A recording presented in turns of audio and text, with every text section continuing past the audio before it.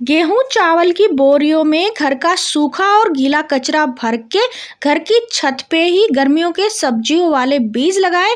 किस तरह से आपको लगाना है और जिसमें आपको ना तो वजन का झंझट लेना है, ना ही खाद का और ना ही मिट्टी का।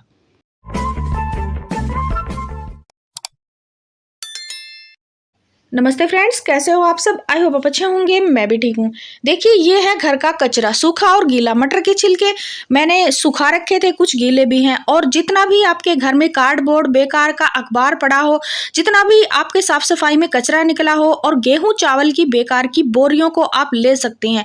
और देखिए, बिल्कुल ही कम वजन में हम इन बोरियों को भरेंगे और इनमें कौन से बीज लगाने वाले हैं। देखिए, आपका खाद का और मिट्टी का झंझट भी खत्म होने वाला है और वजन तो बिल्कुल भी नहीं होएगा। देखिए, ये जो बोरी है, ये इस तरह से चावल की, गेहूं की, कोई भी खाद की इस तरह की बोरी आती हैं। तो इन बोरियों में आप अपने घर का कचरा भरे सबसे पहले, उसके बाद आप इस तरह से गार्डन का जो कचरा होता है उसको भर ले। ये गार्डन का ही कचरा है, तो सारा ही इसके अंदर मैं कचरा भर रही हूँ।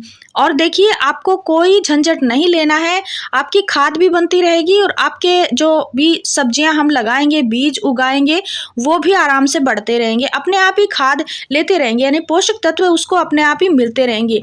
अब देखिए, ये जो है, ये आटा के पैकेट इस तरह से आपके घर में भी आते होंगे, ना आते हो तो आप किसी से मांग भी सकते हैं। मैं तो मांग के ले आती हूँ। देखिए फ्रेंड्स, फरवरी के महीने में जो विंटर की सब्जियां होती हैं वो सस्ती हो जाती हैं। मटर हमें गर्मी में नहीं मिलती हैं, तो मटर आप इकट्ठी लेकर उनको छील के, और जो मटर होती हैं उनको आप स्टोर कर सकते हैं। देखिए, मैंने तो काफ़ी सारी कर ली हैं, क्योंकि गर्मियों में हमें मिलेंगी नहीं। और अगर हम उनको छील के थोड़ा सा पानी में से निकाल के, यानी उबाल के, उनको अगर फ्रीजर में रख लेते हैं तो वो पूरी साल हमारी यूज हो जाती हैं। और छिलकों को आप इस तरह से गार्डनिंग में यूज कर सकते हैं। मैंने काफ़ी सारे छिलके सुखा रखे थे, उनको इनमें डाल दिया है, तो इनमें वजन भी नहीं होएगा और ये डिकम्पोस्ट भी होते रहेंगे धीरे धीरे। अब जो दूसरी जो सूखी चीज़ है वो है कार्डबोर्ड। देखिए, आपके घर में कोई भी सामान आता हो, जैसे ऑनलाइन कोई सामान मंगवाया हो, उसका जो कार्डबोर्ड होता है उसको आप भिगो के भी रख सकते हैं, या फिर इस तरह से आप टुकड़े टुकड़े करके ग्रो बैग भरने में यूज कर सकते हैं। कार्डबोर्ड का काफ़ी जगह यूज हो जाता है, और कार्डबोर्ड जो होते हैं हमारे पौधों के लिए पोषक तत्वों से भरपूर होते हैं। खाद में भी इसका यूज कर सकते हैं। अब जो देखिए, इसके अंदर थैली मैं डाल रही हूँ, इस थैली के अंदर भी गार्डन का ही कचरा है। गार्डन में साफ सफाई करनी ही पड़ती है 3 या 4 दिन के बाद में। और जैसे ही मैं कोई कटिंग लगाती हूँ, पौधे लगाती हूँ, तो इस तरह से कचरा भी फैल जाता है, तो उसको झाड़ू से साफ सफाई करके मैं इस तरह थैलियों में भर लेती हूँ। तो वो कचरा मैं इसके अंदर भर रही हूँ।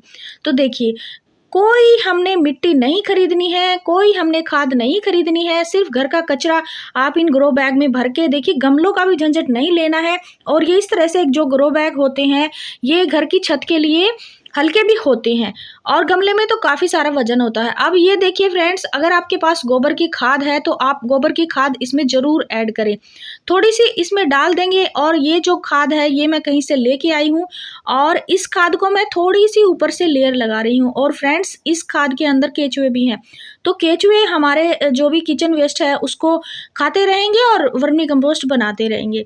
तो देखिए, इसके अंदर मैंने ये थोड़ी थोड़ी सी भर ली है। अब ये देख सकते हो आप, ये मैंने एक कार्डबोर्ड में ही ये पालक मेथी लगाया था, और काफ़ी सारी इसमें अच्छे से ग्रो हो रही है। तो कार्डबोर्ड का भी इस्तेमाल कर सकते हैं, लेकिन कार्डबोर्ड को कैसे इस्तेमाल करना है, किस तरह से यूज करना है, वो मैंने बताया है। और अगर आपको देखना है तो मैं उसका लिंक डिस्क्रिप्शन में दे रही हूँ, आप ज़रूर चेक करें। कार्डबोर्ड का काफ़ी जगह यूज हो जाता है। तो देखिए, इनमें जो मैंने ये पालक और मेथी लगाई हुई थी, धनिया भी लगाया है, धनिया में फ्लावरिंग भी हो रही है और धनिया बन भी गया है। तो देखिए, इनको मैं हार्वेस्ट कर रही हूँ, और आज दाल बनेगी तो दाल में ये सारी ही पालक जाएगी। तो देखिए, ये बिल्कुल ही कच्ची है और बिल्कुल ऑर्गेनिक है, बिल्कुल ही घर के कचरे में मैंने उगाई थी। और ये जो कार्डबोर्ड है ये भी मैंने कचरे से ही भरे थे। देखिए फ्रेंड्स, सब्जियों के छिलके तो सभी के घरों से निकलते ही हैं, उसको हम डस्टबिन में डालते हैं, फिर उसके बाद वो कचरे वाली गाड़ी में जाता है, तो कोई फ़ायदा ही नहीं होता है, बेकार में वो वेस्ट ही जाता है। इससे अच्छा हम उसको कोई भी इस तरह से गेहूं चावल की बोरी में भर के या कार्डबोर्ड में भर के आप अपने घर की छत पे रख सकते हैं, और ऐसे सब्जियां लगा सकते हैं। और पालक तो अभी भी लगा सकते हैं। तो ये हार्वेस्ट कर ली है मैंने, क्योंकि इस कार्डबोर्ड के अंदर मुझे और बीज लगाने हैं। तो देखिए, इनको मैं कट करके और और मैंने ये जो है आटा के और चावल के जो हैं बोरी यहाँ पे मैंने रख दी है, यानी कट्टे, और सभी को मैंने भर के इसमें थोड़ी थोड़ी खाद भी ऐड करी है। मेरे पास गोबर की खाद थी, वो मैंने थोड़ी सी मिला दी है इसके अंदर। और ये जो कार्डबोर्ड है ये भी मैंने खाली कर ली है। इनकी मिट्टी की अच्छे से मैंने गुड़ाई कर ली है ताकि हम इसमें बीज लगाएं और अच्छे से ग्रो हो जाए, इसलिए गुड़ाई करना बेहद ही ज़रूरी है। अब ये देखिए, ये है बीज, गर्मियों के सब्जियों वाले बीज हैं जो फरवरी मार्च में और जून जुलाई में लगाए जाते हैं। देखिए ये जो बीज हैं ये हैं भिंडी के, तो आप भिंडी के बीज अभी लगा सकते हैं फरवरी मार्च में, या फिर जून जुलाई में भी इसको लगा सकते हैं। और दूसरे जो बीज हैं ये देखिए करेला के, तो करेले भी आप लगा सकते हैं, ये बड़े वाले करेले हैं। और छोटे छोटे जो करेले आते हैं उनके भी बीज आते हैं, वो भी आप लगा सकते हैं। और देखिए आप गवार भी लगा सकते हैं। देखिए इसमें काफ़ी फलियां आती हैं और उन फलियों की सब्जी बनती है। और ये जो है चारे के रूप में आप अपने भैंस गाय को भी खिला सकते हैं। और अब ये जो बीज हैं ये देखिए, ये है घिया के, तो घिया तोरी को भी आप इस मौसम में लगा सकते हैं, जून जुलाई में भी लगाई जाती है। घिया के बीज आप अगर लगाना चाहते हैं तो किस तरह से लगाएंगे आगे मैं बताऊंगी। और ये जो बीज है ये है तोरी के, तो तोरी भी दो तरह की होती है, एक तो देसी होती है, एक अलग तरह की होती है। तो ये जो तोरी है इसके बीज मैं लगाने वाली हूँ। और ये है लोबिया के बीज, तो लोबिया के बीज भी आप लगा सकते हैं। बाकी टमाटर हो गया, मिर्च हो गया, और ये जो ककड़ी होती हैं, खीरा होती हैं, इनको भी आप अभी लगा सकते हैं, बैंगन को भी लगा सकते हैं।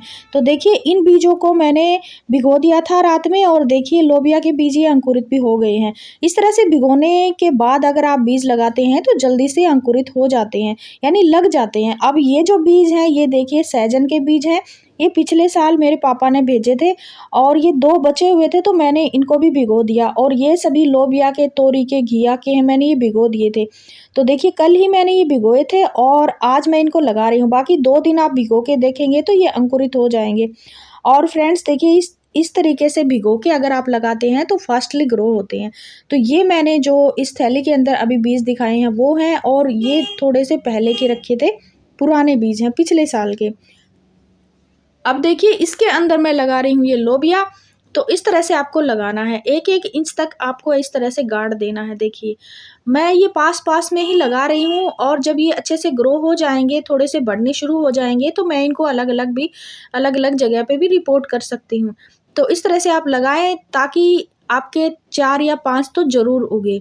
इसके अंदर भी मैं ये लोबिया के बीज ही लगा रही हूँ। तो 2 कट्टों के अंदर तो मैं ये बीज लगा रही हूँ लोबिया के, और छोटे छोटे देखिए ये बीज जो हैं ग्रो होंगे तब हम देखेंगे, इनको अलग भी लगा सकते हैं।